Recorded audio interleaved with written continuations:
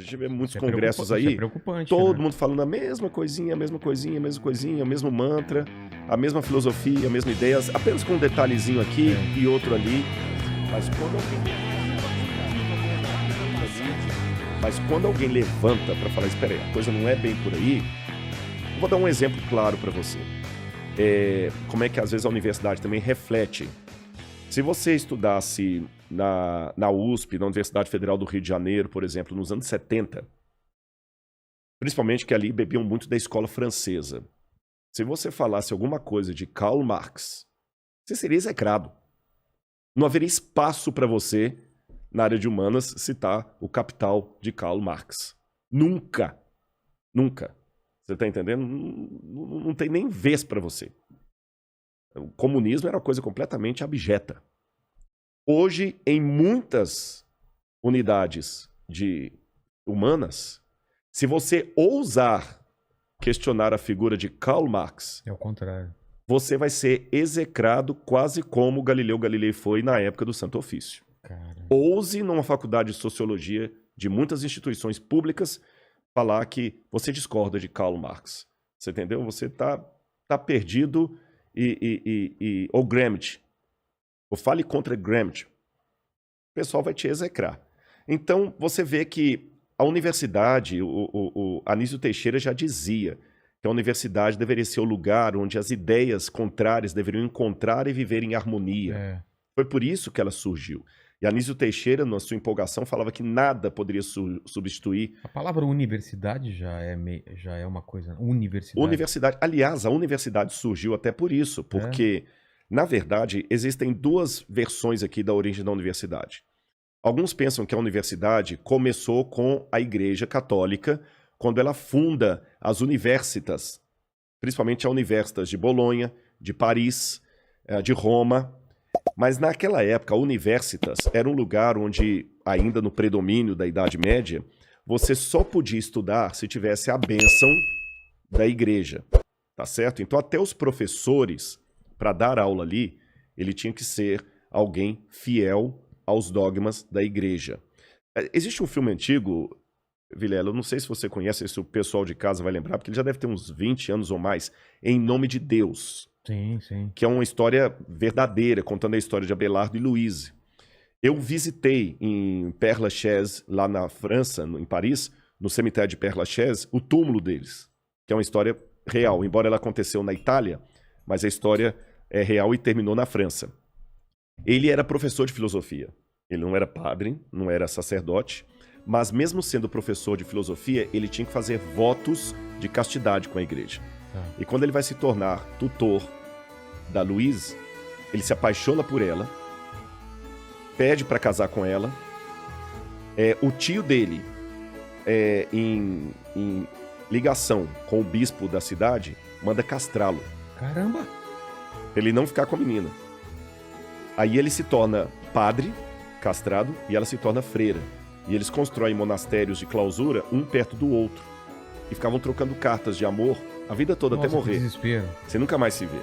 É bonito, é triste, mas é bonita. Bonito, né? E você lê as cartas deles ali, ele pra ela pra ele, né? Falando assim, que sentimento é esse? Bom, mas essa história ilustra o que eu quero dizer.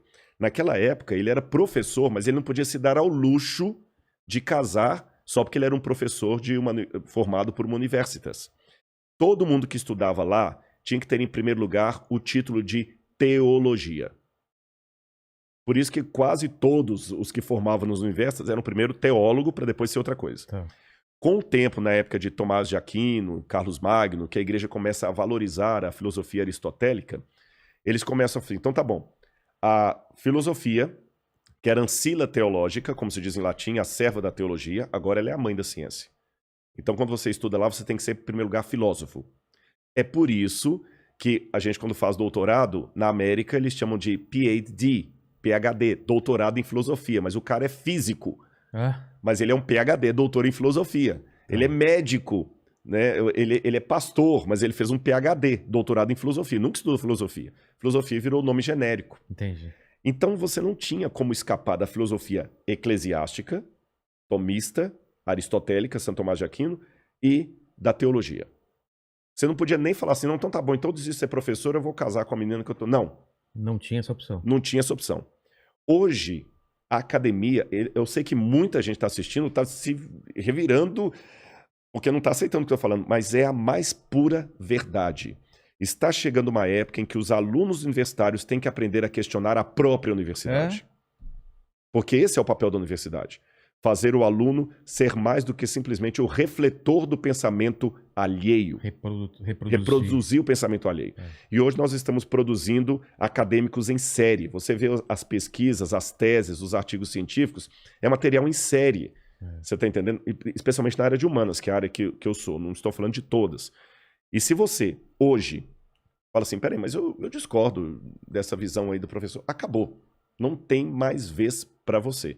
Se você não compra as pautas sociais com o discurso que é dito hoje dentro, você está execrado pelos professores, pelo diretório estudantil, você está entendendo? E quem vai fazer mestrado e doutorado sofre muito. Então nós estamos, de certa forma, sem nenhum anacronismo, eu diria, revivendo a época medieval, só que na época das luzes. Exatamente. E qual é a solução para isso? Good question. Exatamente, porque Good question. Porque a gente está formando mais gente que vai repetir essa mesma coisa. É um ciclo que precisa ser quebrado uma hora, né? Para responder qual a solução para isso, e vai ter que ser quebrado, eu vou dizer duas coisas para você. Em primeiro lugar, para provar que isso aqui não é sandice da minha cabeça, coisinha que eu estou achando, eu tenho em casa até um livro que foi publicado, ele agora já está um pouco antigo, ele já está com uns 15 anos, que ele fez uma análise de várias universidades no Brasil, públicas e privadas, estatística, tudo tabulado.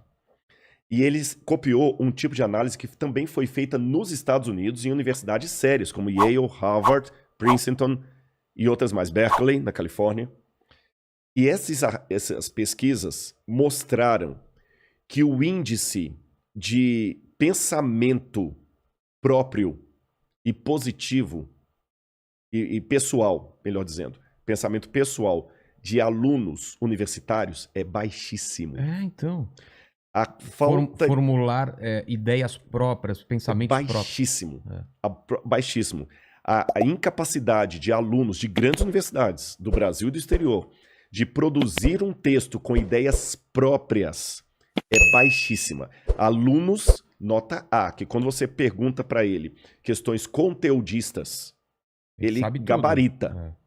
Ele repete com precisão tudo que o professor falou, o mantra todinho. Mas quando você tira o conceito colocado, inculcado em sala de aula e fala assim, agora se vira sozinho, ele não sabe se expressar. Dificuldade de se expressar por escrito. Por que a gente até brincou que livro é cultura inútil? Porque agora mesmo muitos alunos com diploma não querem mais ler um livro dessa grossura.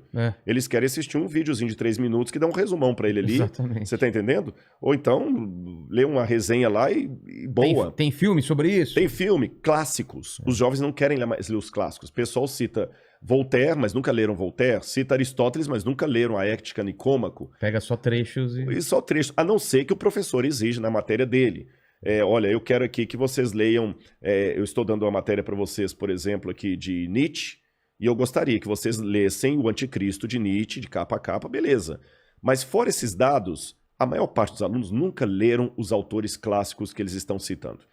Então, isso está faltando, isso está, assim, verificado de maneira estatística, não é achismo meu. Muito preocupante. Agora você pergunta o que fazer. Bom, Thomas Kuhn falava sobre as revoluções científicas. Né, que as coisas acontecem quando um boom acontece. A revolução.